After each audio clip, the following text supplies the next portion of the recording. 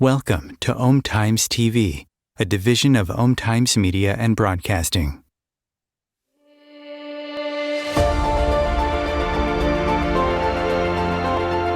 Welcome to Don't Do Stupid Shit to Your Body on Om Times Radio with inventor, author, engineer, and rebel Gail Lynn. Gail has over 3 decades of solving her own health mysteries and then helping thousands of others find a better quality of life through sound, light, frequency, and vibration.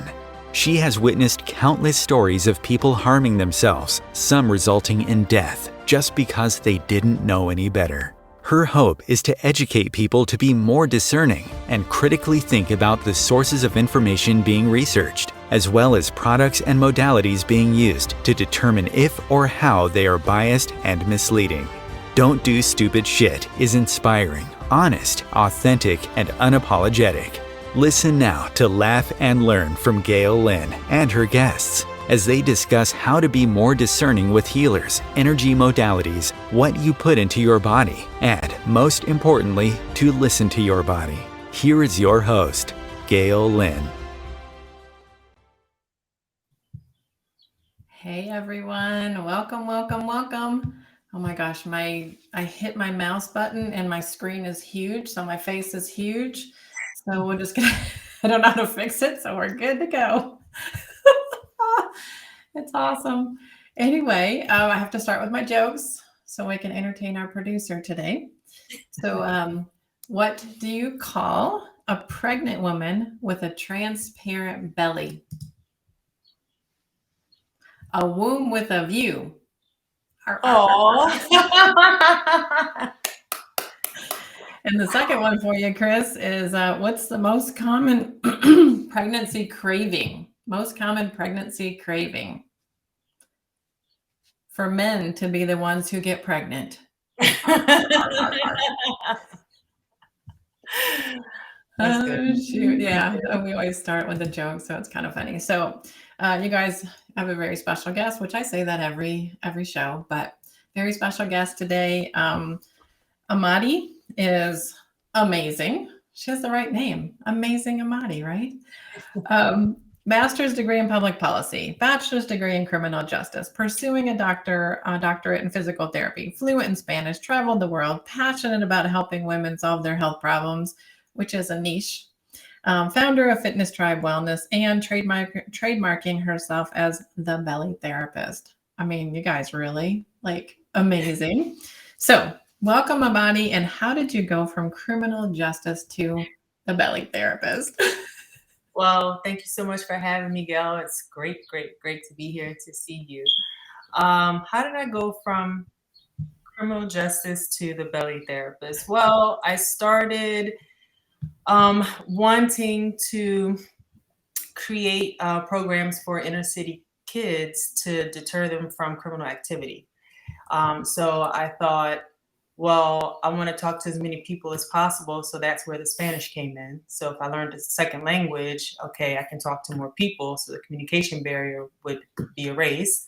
If I get a degree in criminal justice, I can learn about the justice system and figure out, okay, why are kids being locked up and what can we do to prevent it? And I ended up actually going into research. So I was a data person, a data cruncher. I wouldn't say a statistician, but I was the person that created tables and, did the regressions and all that kind of stuff and wrote out the reports as to why this is going up 1% and this is going down 2%. And that was not for me, or at least in the criminal justice realm, that was not for me. So I decided to move over to child and maternal health data. So it's still data, but I wouldn't say a softer realm, but a more welcoming realm for a woman. And so I did a couple of, I had a couple of posts, couple of positions with the state, with university, with nonprofit from Baltimore to DC. And I liked it.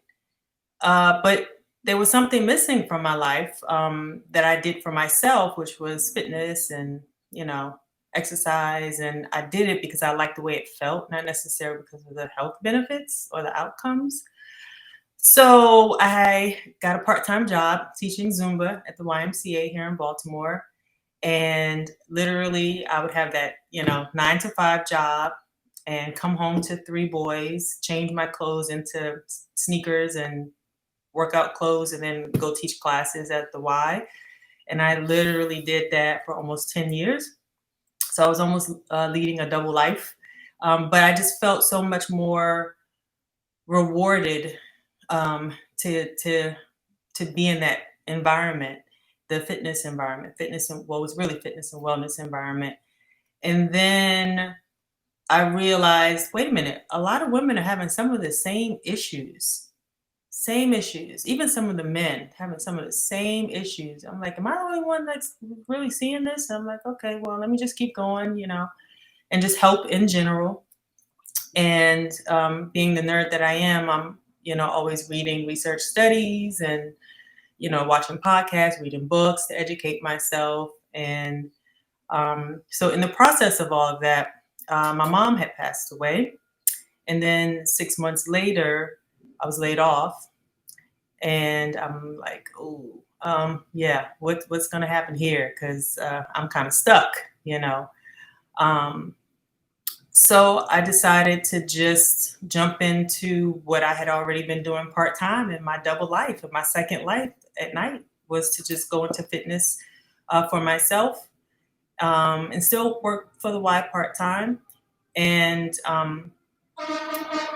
when I realized that there was this pattern of fire truck, when I realized there was this pattern that people wanted their midsections flatter. They didn't care about anything else. They didn't care if their hip hurt. They didn't care if their shoulder hurt. They want a flat stomach. And I'm like, okay, let me pay attention to this. Now, this is men and women. It doesn't matter how old they are.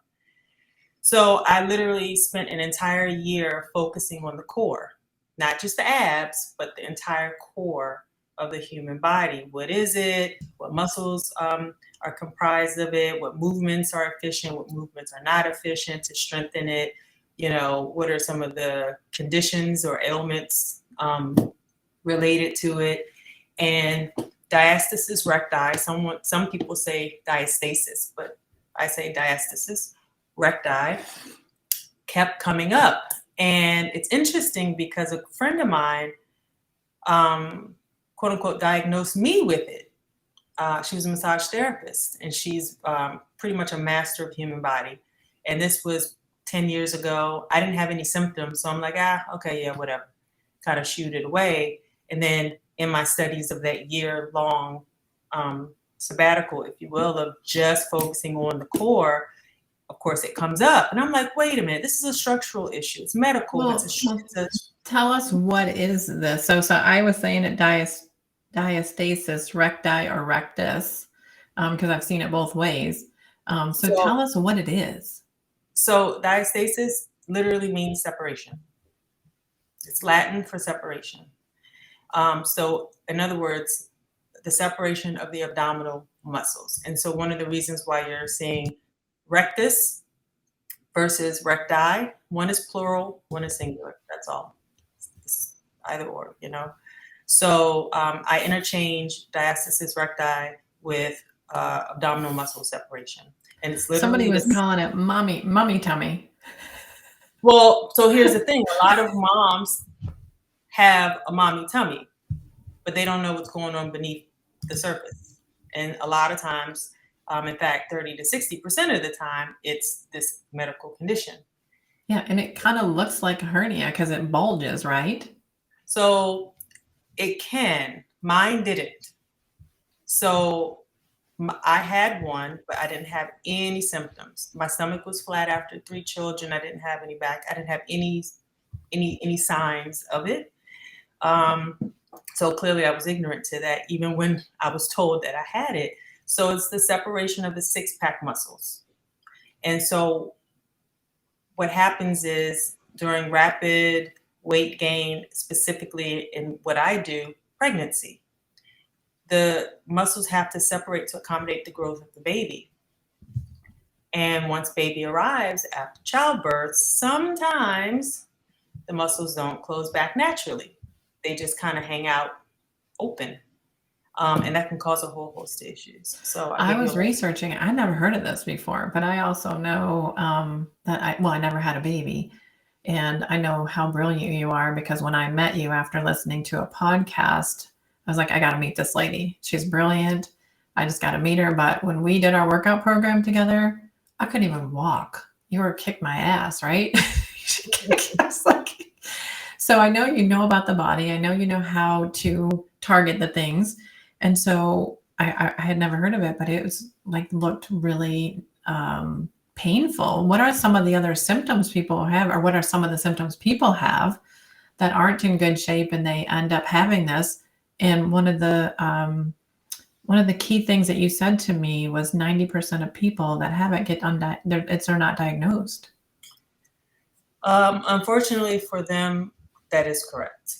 I'm not sure if medical school does not do a good job of this particular focusing on this particular issue, or I'm not sure why, but that is the case. And it goes from, just to address the 90% undiagnosed question that you made, from the medical doctor to the nurse, if they take the midwife route, natural birth route, to, okay, let me go to a chiropractor, I'm not feeling okay, even though this is the new normal, to a physiotherapist, for a physical therapist that specializes in women's reproductive health.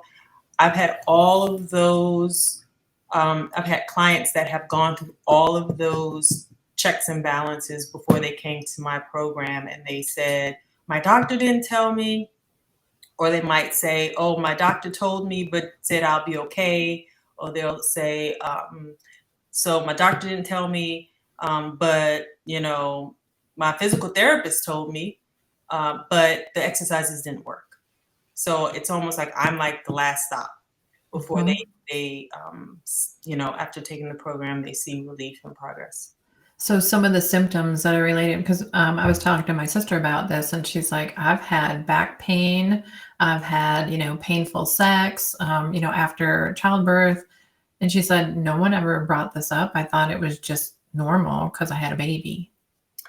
And that's part of why I'm doing what I'm doing, because education is super important.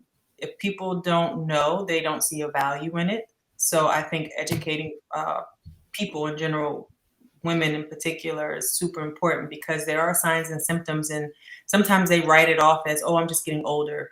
Oh, that's just what happens when I have a baby. Or, oh, okay, I'm 63 now, so I need to get the pins. And it's like, no, it's never too late, even for this that we're talking about, this condition. Right. So some of the signs, as you mentioned, hernia is a sign. I have a client right now.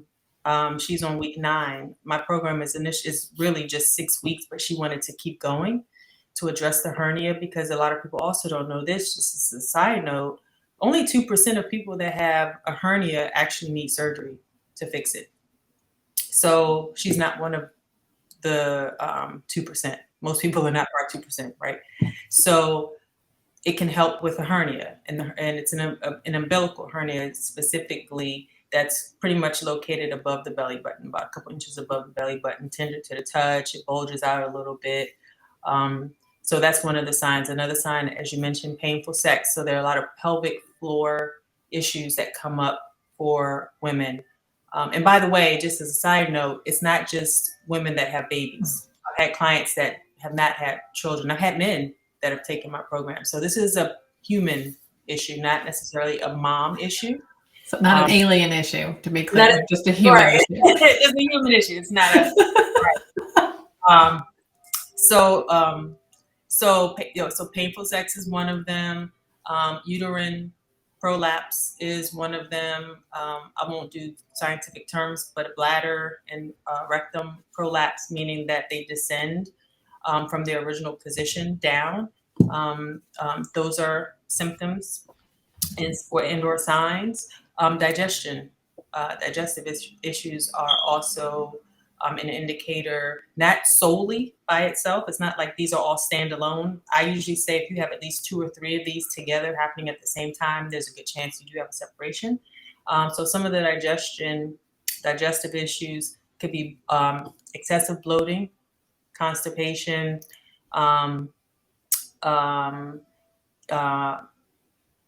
it could, so those are the 2 common ones. That's amazing. I mean, look at all the women or men or anybody who's going to a doctor, getting on pain pills, getting on bladder pills, and they just don't know that they can fix it. I mean, what a terrible things for your emotions. Yeah, because you can be prescribed medication for something you don't have, which is why misdiagnoses and then thereafter prescribing medication for the wrong diagnosis is the number 3, I believe, killer of humans in this country. Yeah, there's they were saying 500,000 people a year medical error deaths. My parents in 2017 were both a medical error death, and they weren't even counted as such. So my dad had mesothelioma, but working in Uniontown, in Detroit, they're not going to diagnose him with such. They diagnose him with COPD. 4 years later, he's on 6 inhalers, 3 pain pills, antidepressants. He's in hospice care, and he's suffering with mesothelioma, so a type of lung cancer, and they're treating it as COPD. So, his suffering was definitely a medical error, kind of issue. My mom had headaches. So my mom said she had migraine headaches, but if you've ever had a migraine, you know that you can't talk, you can't eat, you can't be in light, you're throwing up, you're having diarrhea at the same time, just shooting out both ends. So my mom would call me up and, I just had lunch and I have a migraine. I'm like, Mom, you do not, you have a headache. So she was taking a migraine pill that expands and contracts the blood vessels in the brain. Over time, that you can't pull the rubber band so many times, it's not going to snap. So she had a brain aneurysm and died. But of course, not diagnosed with a medical error death, but definitely as a medical error. She was not getting migraines. She was having headaches. She should have never been on a migraine pill. So how many people out there are on, these pills and, and they don't have what they're on the pill for, and then it's causing the side effects or potential death, as they say in the commercials. But I think the voice that they use and the frequency that they use, we don't even pay attention. We don't even hear. If you take this pill, kidney failure, liver failure, and then potential death, if you really listen to that, you wouldn't take these things. So I'm so glad you're out there helping people. Yeah. Just to add to your sharing of your parents, I would also say my mom is was in the same category, because she went in with colon cancer into the hospital, and she died of pneumonia in the hospital. I won't get into the details, but yeah, I completely agree with what you so said. If it's 500,000, it's probably closer to 750 a million a year. Yep. Yeah. And specifically about this condition, and let's just take something like they're constipated and they go to the doctor because, they have a SAD diet, standard American diet, that doesn't have a lot of fiber and a lot of water and, a lot of processed food. So let's say someone's on that type of diet and they don't recognize that's a problem, and they're constipated and they go to their doctor and they have a diastasis. The doctor prescribes something to get the pipes moving and everything, when all they have to do is change their diet and close their separation. Now, what's so important about closing your separation? I think this is extremely important because we talked about what it is and what are the symptoms, that kind of thing. If you just imagine your abs closed, that's adequate protection from the visceral organs, from the organs in the trunk, in the torso, in the abdominal cavity. And if they open up just a little bit, then those organs will start to peek out just a little bit, not necessarily visually to the eye, but they'll kind of slant forward just a little bit. And it could be half a centimeter out of place that's causing these issues. Just half a centimeter. So if I've got clients that have got 8 finger separation. What does that mean? So if your muscles are closed like this, they can fit 8 fingers between the right and the left side. They can literally put 8 fingers in between their muscles. So what's going on with the organs that would normally get the protection of the closed muscles? Now they're open. Now all you've got is connective tissue holding it there, which is insufficient. And so everything tilts forward. Yikes. That is, I mean, it's scary to think about it, because I was watching videos today on it so I could have an intelligent conversation with you, because I never heard of it. And I thought, oh my gosh. And they said, usually 1 finger, 2 fingers, and then it'll close back up at 8 fingers. Wow. And think about it, like God places our organs in the exact perfect place. And just a centimeter, of that bulge could cause all kinds of problems. Yep. It's just so sad. The people have gone undiagnosed and the emotional issues that they've had. I mean, it's not like you're getting old, so you have a bladder leakage. You could have this. And tell me again how you say it. Diastasis rectus? So you can say it 2 ways. Recti. The way that you're saying it, diastasis recti, or diastasis. Diastasis. Okay. Because I know if I want to speak intelligently about it, I need to say it properly. I have a lot of clients that have Lyme disease, and it's serious. But as soon as they hear somebody say it's Lyme's disease with an S, they're like, you don't even know what I have. You don't have any appreciation for it. You're ignorant. You're rude. So I try to be respectful, because if somebody does have this, I want to make sure I am, respecting the terminology too. So thank you. Yeah.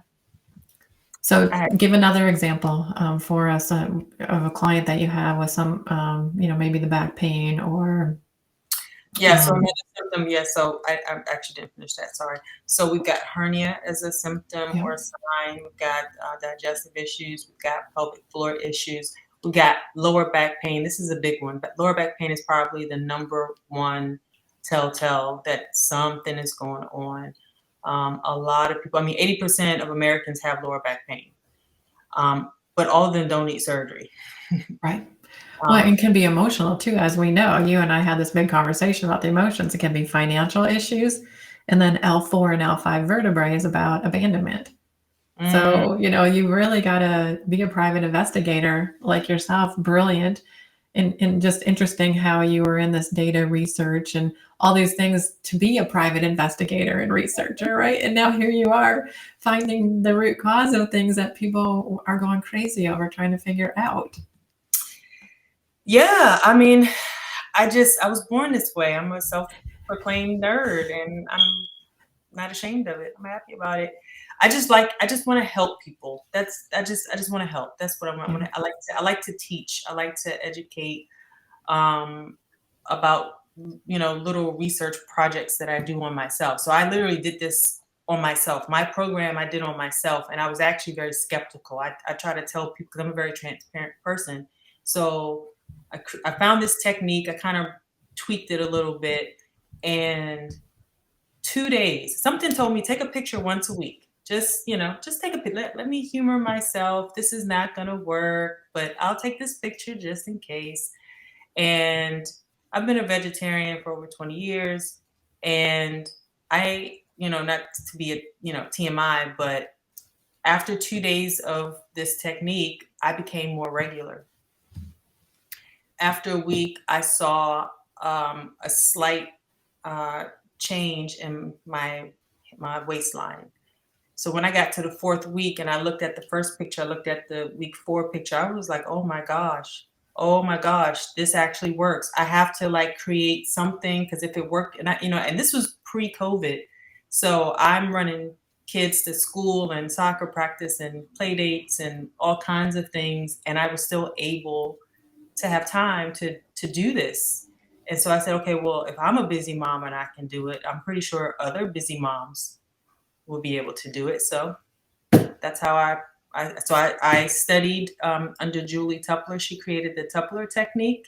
And it's quite interesting, because she told me I became the first Black woman to be certified under her tutelage. And I'm like, but this is 2020. Yeah. The first Black woman. What? I thought we did all that. No. She was like, yeah. I was like, okay, Wow. Well, you're just very unique. I mean, we're kind of built from the same mold. We find a problem when we go look for the solution and teach. We're going to go to commercial break, but when we come back, we're going to talk about treatments. We're going to talk about prevention. We're going to talk about diet. We're going to talk about, staying active. We're going to talk about a lot of stuff, but we'll go to commercial right now.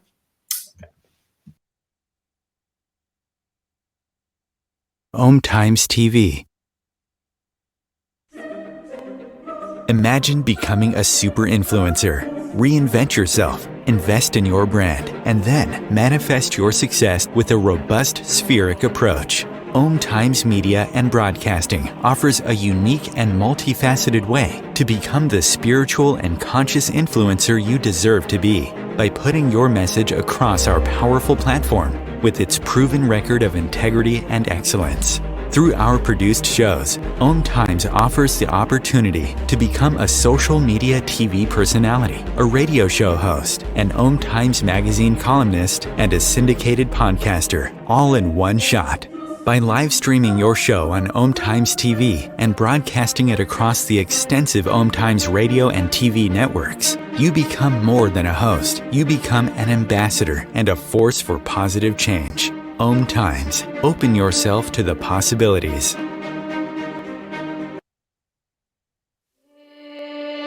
Sound and light therapy have been used in healing for thousands of years. In today's fast-paced world, our bodies and minds are more stressed than ever. Stress is known to be the #1 reason for many diseases and illnesses. Current lifestyles are causing premature deaths and preventable diseases. What can you do? Get a lift. A powerful, self-evolving resonant sound and light chamber reduces stress, can be used daily, and offers individuals peace and tranquility while restoring the body and mind to its natural state of vitality. Visit letitflowtherapy.com.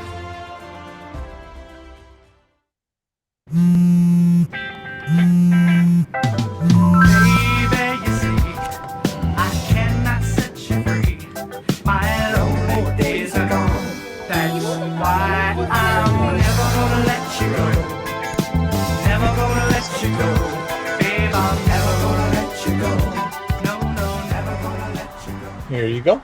Thank you. Thank you. Never gonna let you go. Never gonna let you Yeah, and we're back. And you guys know I love saying that. So we've been talking about diastasis, I'm going to say it that way, recti, with Amaadi, and learning a lot about what it is, what the symptoms are, and how we can work with it without surgery, maybe working on it with exercise. So can you tell us some ways to prevent it and some ways that we can, quote unquote, treat it? Great question. So I tell people who will listen, the first thing is just say no to crunches. Just say no to crunches. Stop doing crunches. A lot of people are like, yay, oh my God, that's great. I hate crunches anyway. Stop doing crunches and facing down planks. Any type of position or movement where you're facing down on all fours, including sex, puts a lot of intra-abdominal pressure on your midsection, and that could further damage your separation. So that's the first thing I say, because when people do crunches, we've all done a crunch, right? If we haven't, we've seen how it's done. And when you lift your head and your shoulders off the floor, your belly kind of bulges up, and it's actually not supposed to happen. It's actually supposed to stay flat. So that's one way you know you're doing them wrong, and most people do the crunches wrong. So just stay away from them. So when you're facing down, women, we tend to know this more so than men, but our stomachs kind of hang. Gravity's pulling on it. That's pressure that we need to avoid. to prevent further damaging the midsection if you have separations. Something else to avoid, forward crossover movements like swimming, tennis, golf, because it's going to stretch the connective tissue that I mentioned. So we've got the linea alba, and not to get too deep, but it attaches at the bottom of the sternum all the way to the pubic bone. So it literally it draws the line straight down through the belly button to the pubic bone. And that is the tissue that's actually supporting the muscles in place of the muscles themselves being closed. So that connective tissue is attached to the right side and left side of the six-pack muscles. And so if it's being stretched side to side, we don't want to do forward crossover movements to further stretch it out. So we want to avoid forward crossover movements as well as the facing down. So let's say you have a baby or a toddler and you're chasing after the toddler and you're on all fours doing it. That's an example of what you want to avoid, unfortunately, until you've fixed or healed somewhat the diastasis. When you get up from sitting or sleeping, when you cough, when you laugh, when you sneeze, for those that push when you are eliminating on the toilet, you want to make sure that your ab muscles are braced or engaged or tightened, whatever word resonates with you. You want to make sure that they are engaged, and then you do that act. Now, of course, sneezes are, unpredictable. So, kind of have to flow with that, but that's abdominal pressure, intra-abdominal pressure. We want to avoid it as much as possible. And coughing, laughing, sneezing, and pushing during elimination are definitely those serious moments where you could do some damage. If you have allergies, hay fever, and you have to sneeze a lot, or if you're coughing, squeeze your ab muscles towards your spine and then do what you have to do to protect that connective tissue that I was talking about. So those are some of the basic preventative steps that you can take. So could you wear like the girdle thing? Does that help if you put that on to hold the muscles together? So yes, but I do need to say this because you have one camp of women that wear waist trainers and they think the waist trainer is going to magically do something and all on its own. And then you've got another camp where I belong to, and no shade to the first camp, but I'm over here in the second camp. So my program includes wearing belly binders for that compression effect. And it's to help keep the muscles, like encouraging the muscles to come back together. But it's also coupled with specific breathing and strengthening exercises. So you're not relying solely on the compression feature of that garment. So I do, if I can, like in my newsletter, if I have people asking me on social media, well, what about waist trainers? There's nothing wrong with waist trainers as long as you train your waist yourself and not put all of not use it as a crutch. Not use it as a crutch, Yeah. right? So, and the first thing, going back to lower back pain, a lot of clients that I have lower back pain, and when I teach them how to put on the belly binders, they're like, "Oh my God, I feel so supported. Oh, this feels so good. Oh my God, where have you been all my life?" Because a lot of the weight of their trunk is spilling forward, pulling on their lower back. In other words, instead of their, as we said, it could be a centimeter out of place forward, their organs. So whenever the trunk, the abdominal cavity, and all the organs spill forward, even a little bit, there's a little crunch happening to the lower back.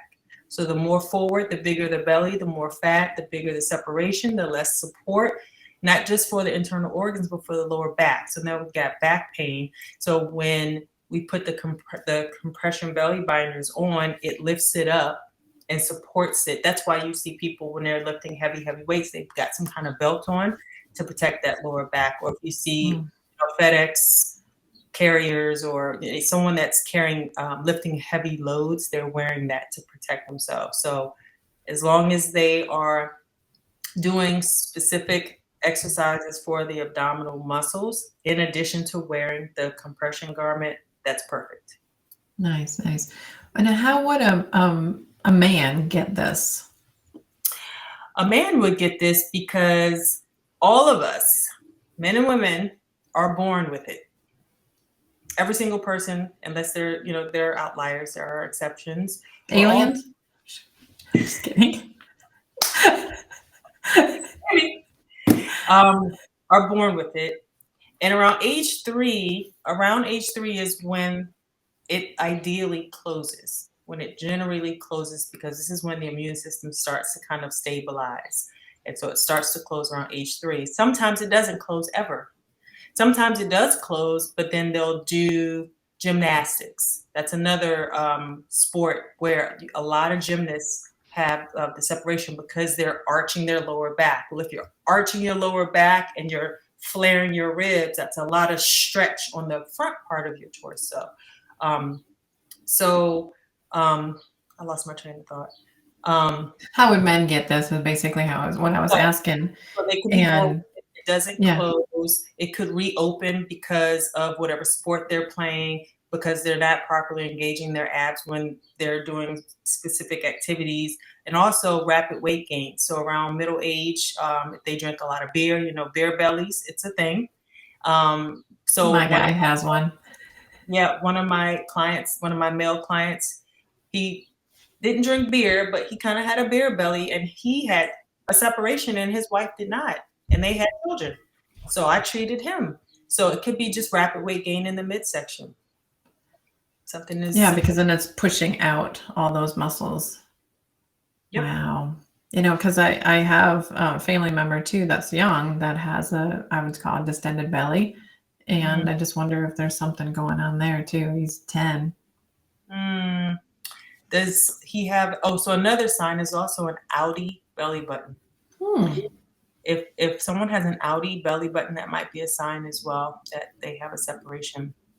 If someone is lying down, just circling back on the symptoms, if someone's lying down as if they're getting into position to do a crunch, and they just lift their head, keeping their shoulders back, and their stomach bulges up like the end of a football, like a cone, that's like a doming shape, that's also an indication that they may have a separation. Wow. Yeah, there's probably so many people that have this that don't even know. There was a lady on a video today, her husband was a plastic surgeon that, fixes this surgically, which I'd rather have them go to you and fix it. It's a little more work, but they don't have to go through the surgery route, which I think anytime you get a surgery, you're really messing up, God's perfection of your body.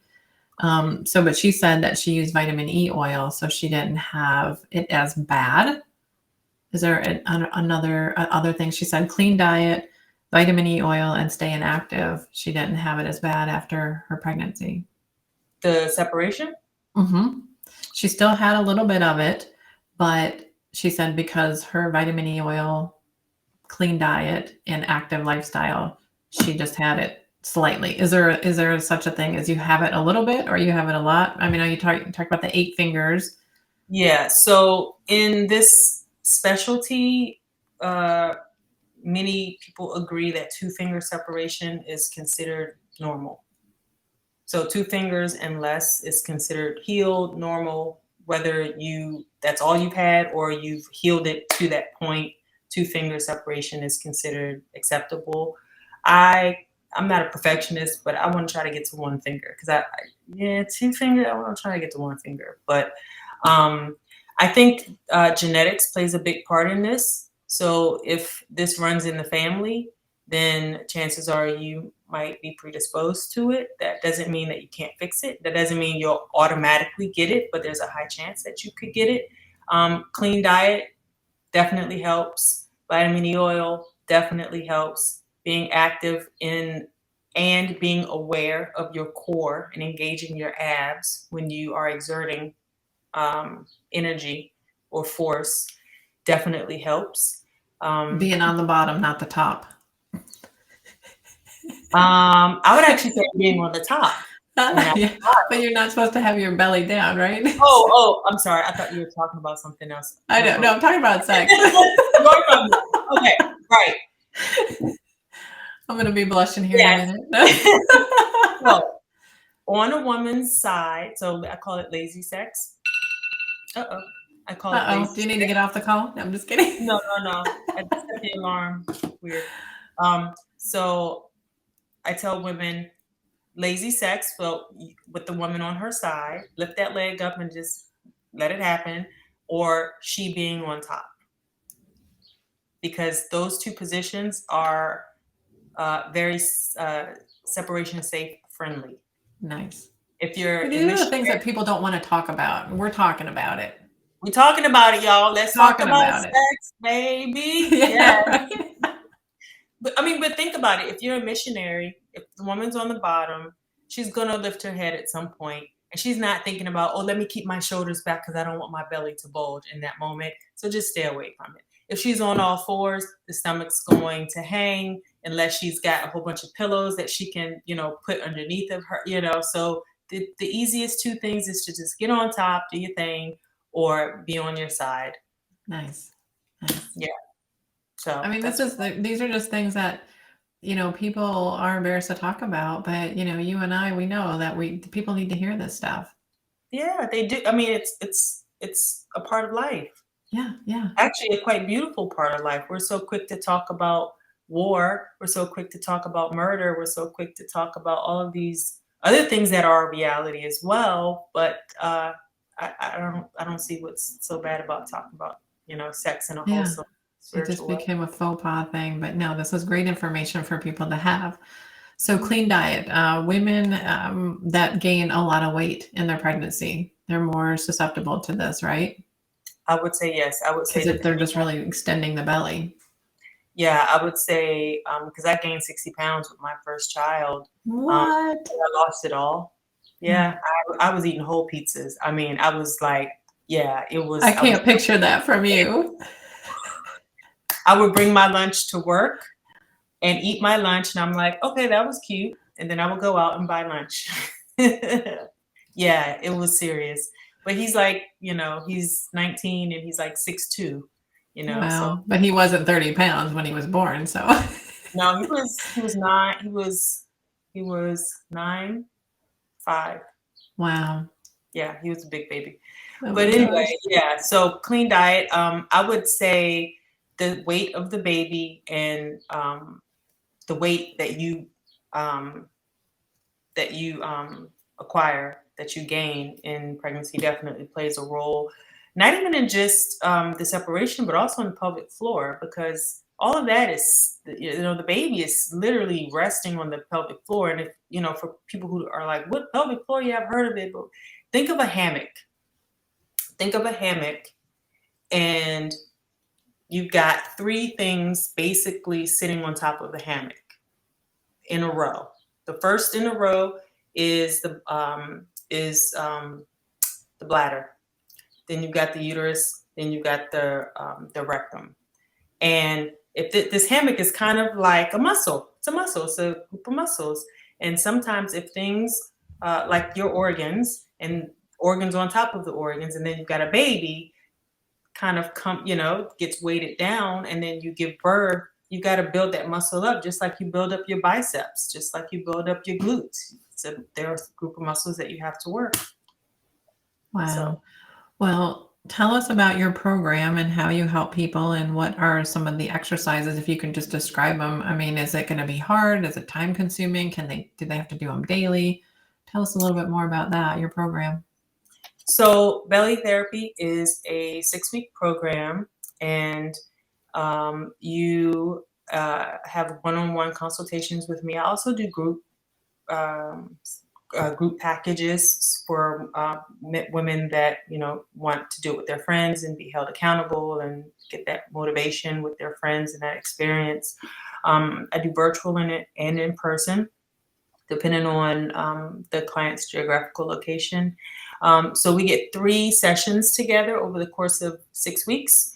We go over 4 exercises using the breath to strengthen the transverse muscle. Now, I didn't talk much about the transverse muscle, but the transverse muscle is literally what waist trainers were created in the image of. So airplanes were created in the image of a bird. Waist trainers were created in the image of the transverse abdominis muscle. So it's the body's natural corset muscle that wraps around from the back on either side of the spine. It inserts or connects and wraps around to the front to hold all of those other ab muscles and other back muscles together to secure and support the internal organs. So those 4 exercises target the transverse muscle. Well, why wouldn't it target the ab muscles? Well, because the transverse muscle holds the ab muscles. So it's I don't want to say it's superior, but just focusing on the abs themselves is insufficient, which is why crunches is is a no-no. That's one of the reasons, because it's actually insufficient even if you don't have a separation. It's not a sufficient. That's why I didn't do crunches with you. When we're working with each other. So 4 exercises that are breath-based. I teach you about proper alignment, body alignment, and positions. We talked about this a little bit, positions and movements to avoid. We go over how to put on the belly binders. There's a guidebook that you get to track everything that we're going through. There's access to an online video with extra information. I do check-ins with the clients. They get before and after pictures. We do measurements along the way to track measurement. So we not only do visual before and after pictures as a testament to progress, but we also do body measurements. And we also check the separation along the way too. So there's so many different variables that can track and document how well the mom or the client is progressing. I like certificates. That's just me because I'm a nerd. I'm always in some kind of program. So I give graduates of belly therapy a certificate of completion. And so I have 2 hats. So once they finish belly therapy, as the belly therapist, I administer belly therapy, they can graduate over onto the fitness side because I'm also a personal trainer.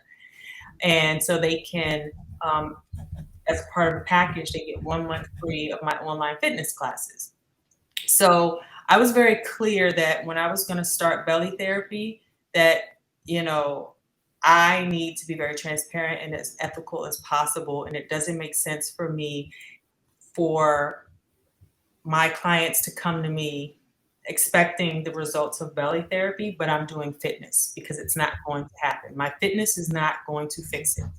The belly therapy is going to fix it. So when people approach me, I say, I will not train you until your separation is 2 fingers or less. Because how do they test that? Do they test that at home? They push it into their sternum? So I have a video on my website, and if it's a consultation and we're real time, then I would demonstrate and walk them through how to check themselves, which is very empowering for them to check and to feel, and they can self-diagnose. That's another reason why, education and empowering women to understand and to feel what's going on with their body is tremendous. This is why I do this work. So yeah, I walk them through how to check themselves, not only for how wide, how many fingers, wide, but how deep. So there are 2 factors, how deep and how wide. Why is it important for how deep? Just quickly, because of that connective tissue. We need to know how thin or thick it is. If it's super thin, then it's a super big problem. If it's not so deep, then we're kind of okay. Yeah. So that's. Do they have diet changes too that you recommend? So with belly therapy, what is going on? So with sorry, what's going on? I got like 12 alarms, and depending on the day. So for belly therapy in this moment, no, I don't have dietary changes, but I do make recommendations. We do have conversations, and if someone's like, oh, well, this and that, so I can walk them through it, but officially it's not a part of belly therapy, but it will be soon. Well, and you're so brilliant with diet, and you taught me so much about food combining and the smoothies and the recipes, and I forgot to mention you're an author. I mean, you're just like the, superwoman. Well, tell us some stories. Tell us some stories. Like, I just love the heartfelt stories that people just, you changed their lives. Well, there was one client, she came to me, it was about seven fingers separated, and she could put this entire finger in her abdominal cavity. OMG. The whole finger in her abdominal cavity. And to put it into perspective, so she came to me. So this is called a diastometer. I don't know if you can see this. And it has markings. And this is what I use to measure how deep a separation is. And I could literally, I just kept going and going and going. So I put this whole thing in her stomach, her belly. So clearly that's thin and weak. And she had 4 boys. I think she had 4 sons. And she closed it to 2 fingers in 6 weeks. Wow. She had no more lower back pain. Her stomach was flat as a board. Her pelvic floor. Oh, another issue with the pelvic floor that she had was urinary incontinence. So that's that urine leakage that we don't want if we accidentally sneeze or we cough or we jump up and down and a little tinkle starts to come out. Yeah. So because there's a co-contraction relationship between the pelvic floor and the ab muscles, belly therapy also helps with urinary incontinence as well. So that was one of the things that helped her. And I mean, how emotional is that for anybody who just, when they sneeze, they pee? I mean, it's like a vanity thing and an emotional thing. And it's just so, like, just fixing that, helping somebody with that is godsend, right? It is, especially when they're like 33, when they're relatively young and they're having to change their I don't want to be doing that at 73. Right. We don't want to ever do it, but for someone that's young and, not even quite middle age, I would say it's devastating, completely devastating, especially if they're in public and can't do much, it's horrible. So for me to be able to help women fix that, I mean, of course, a lot of women want a flatter stomach. Of course, a lot of women, want to look like they did. They want that snapback, but I'm not in the business for that. That's just a byproduct. That's just one of the benefits, one of the outcomes. I'm in this because I want to educate women and I want to empower women about their body and how it works, specifically about the belly. Because as you said at the top of the show, it goes undiagnosed, it goes misdiagnosed, and then that can cause a whole host of issues. Like it's almost like creating a problem that didn't exist based on a misdiagnosis. So the more a person knows about themselves and their body and how it works, the more empowered they'll feel if they decide to go, to continue to go to the doctor and be able to not debate, but just stand firm on what they know about themselves. And I can only imagine some people probably end up with, on antidepressants because some women will be depressed because they're peeing or their back hurts or it's painful to have sex or, they're doing all the wrong things. And because they don't know. Yeah. Gosh, I just love you so much. You're doing such great work. I'm always on your court. Thank Team you. Amaadi. Aww. Team Gail. I know, right? I'll start crying. So tell us how people can find you. What's your website? How do they find all your information? You can find me at fittribewellness.com. I am on Facebook, Fit Tribe Wellness. I have a private Facebook page for women only, sorry fellas, called Belly Therapy. And it is a safe space for women to connect and share not only their issues, but just their testimonies about their journey with what they're going through with their midsection, with other women in the same camp. On Instagram, I can be found at The Belly Therapist. I do also have Fit Tribe Bonus handle for Instagram, and I do have a YouTube page, Belly Therapy.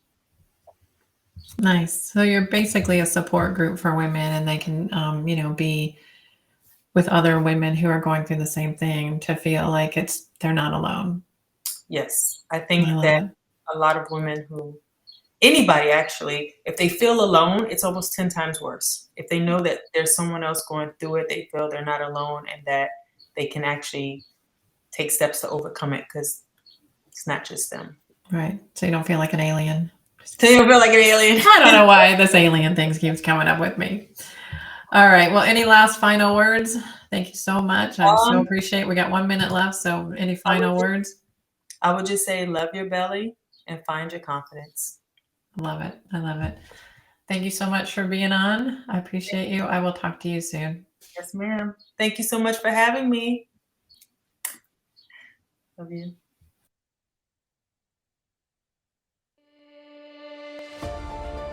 This show is not intended to diagnose, prevent, or treat any diseases or illnesses. The information presented within cannot substitute the advice of your physician or other trained healthcare professionals. The content of this show is for educational purposes only and is the expressed opinion of the show host and guests.